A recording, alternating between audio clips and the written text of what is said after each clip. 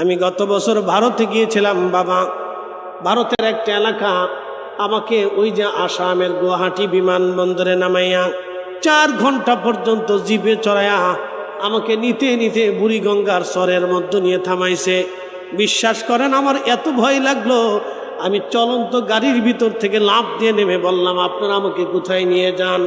এই চরের ভিতরে কোনো মানুষ নাই, ডানে মানুষ নাই, সামনে মানুষ নাই, পিছে মানুষ নাই, চরের মধ্যে নিয়ে যান। কারণ কি, আপনারা কি আমাকে মেরে ফেলবেন কিনা আমি ভাবছি, হয়তো নেগেটিভ কোনো দল আমাকে নিয়ে যাচ্ছে ওয়াজে। আমি তো এই অঞ্চল চিনি না, আমি ডরাই গেলাম, ভয় পেয়ে গেলাম। চরের ভিতরে ডানে বামে সামনে পিছনে কোনো মানুষ নাই। তখন লোকেরা বলল, হুজুর ক্ষমা করবেন, মাফ করে দিবেন। পা জড়াই ধরল, হুজুর আপনাকে মারার জন্য আনি নাই, আপনি গেলেই বুঝবেন এটা চর এলাকা, আমরা দরিদ্র মানুষ, অনেক কষ্ট করে মাহফিল সাজাইছি, আপনাকে বাংলাদেশ থেকে নিয়ে আসছি। তো চিন্তা করলাম, আল্লাহ বাসি বড়ি যাই করে হইব, একটা তো হইবই, হায়াত মত আল্লাহর হাত। পরে গাড়িতে আবার উঠছি, উঠতে যাইতে যাইতে যাইতে যাইতে যাইতে যাইতে ব্রহ্মপুত্র নদের চরের মাঝখানে, আহা! আমি রাত্রিবেলা মাহফিল করলাম, হাজার হাজার মানুষ, কত মানুষ আসছে, মহিলা পুরুষ দিয়ে, এই টলার মোলার দিয়ে বিভিন্ন জায়গার থেকে আসছে। দেওবন্দি উলামা ইকরাম আসছে, কওমি আলেমরাও আছে, সব পদের উলামা ইকরাম নিয়ে এই মাহফিল স্টেজে ভরা। আমি বললাম, মিলাদ কিয়াম কি হবে? হুজুর আপনার ইচ্ছা পড়লেও পড়তে পারেন, না পড়লেও পড়তে পারেন, এগুলি নিয়ে আমরা ঝগড়া করি না, কারণ আমরা নিজেরাই বিপদগ্রস্ত।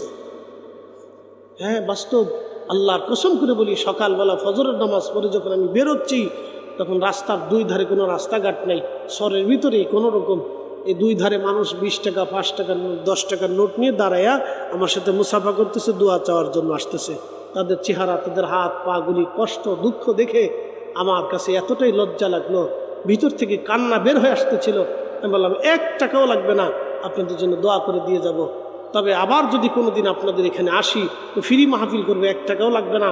আমি দেখলাম তাদের ঘর জীর্ণ শীর্ণ, ওই যে আপনাদের কি বলে কাশফুল আছে না, কাশফুলের ইটা দিয়ে মানুষ বাড়ি বানায় রাখছে, তার ভিতরে থাকে।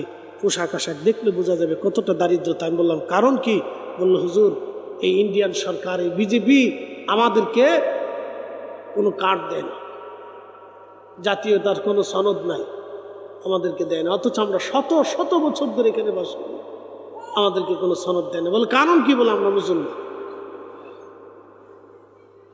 আপনার গা শিহরে উঠবে, আমি নিজের চোখে দেখে আসছি।